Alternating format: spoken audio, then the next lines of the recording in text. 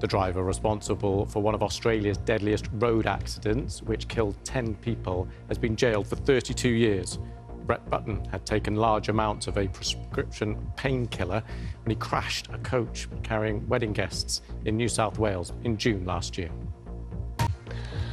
Kamala Harris and Donald Trump accuse each other of being weak and lying in the televised debate of the US presidential election.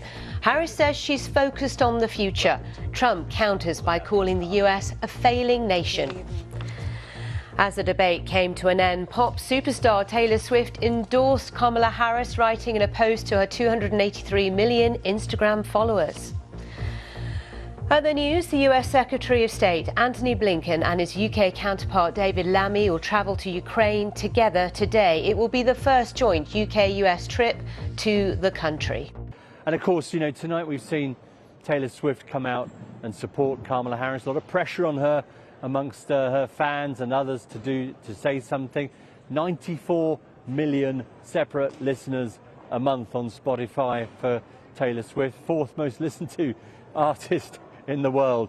So that will have some impact in some parts of this country, and we'll see what else Kamala Harris can do in terms of a bit of stardust. But that's not bad for one evening's work. Our other main stories this hour. The UN condemns an Israeli airstrike in southern Gaza that killed at least 19 Palestinians. Israel says it was targeting Hamas. Prince William on his wife's cancer journey. He tells well-wishers she still has a long way to go. 3, 2, 1,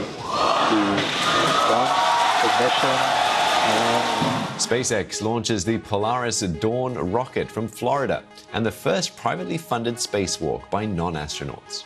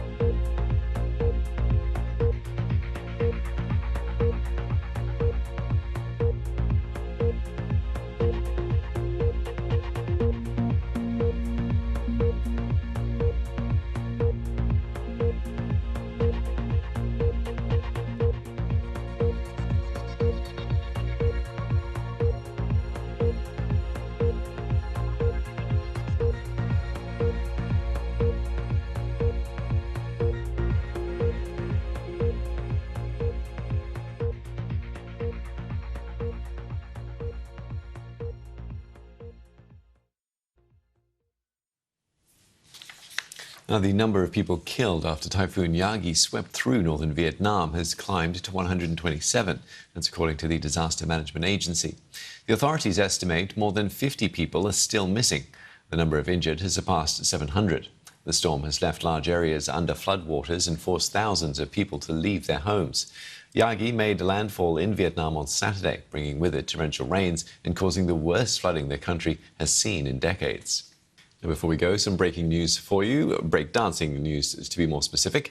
Australian breaker Ray Gunn, you may remember her. She came to fame at the Paris Olympics after being eliminated without winning a single battle at the Games, where she has risen to the #1 spot in the world rankings. And here's the proof from the World Dance Sport Federation website. It says it calculates the rankings based on each athlete's top 4 performances over the last year. Now, Ray Gunn's performances failed to score points in any of her Olympic contests. She lost 18-0 all 3 times. Now, she said that perhaps the judges didn't appreciate her moves, which included the sprinkler and the kangaroo-inspired hopping. She also pointed out that she's been the top-ranked B-girl in Australia for 3 of the last 5 years.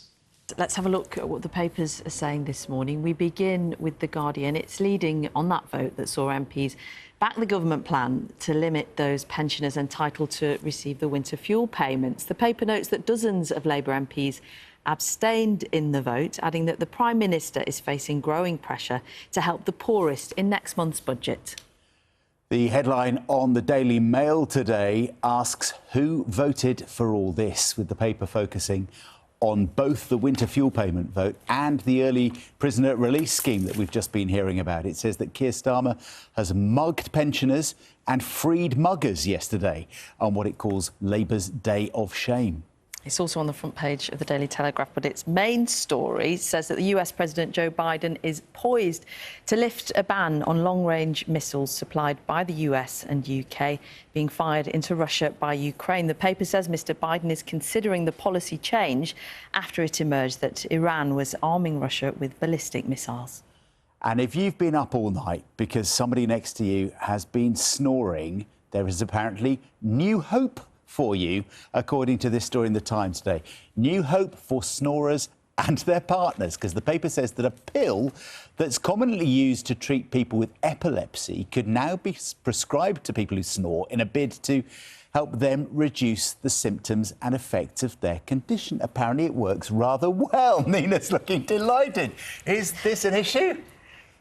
This would change my life, John. This would radically change my life, because when I say to my husband and shake him in the night, he says, "There's nothing." He says, "There's nothing I can do about it. It's just one of those things." So this would. I mean, and I'm not alone here. Let us know if this medication would change your life. Maybe he would like to volunteer for the next trial of this drug. Then I will be volunteering him. The whole household. It's called Sultamine, I think. Sultamine.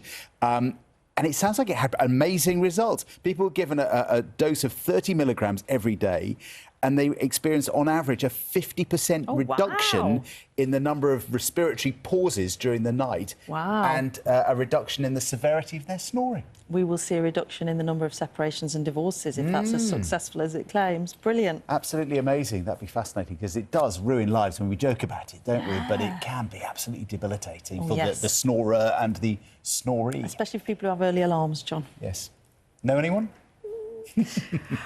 People living near Garrett Lane in Wimbledon are still being advised to keep their doors and windows closed more than 3 days after a fire broke out in a recycling centre.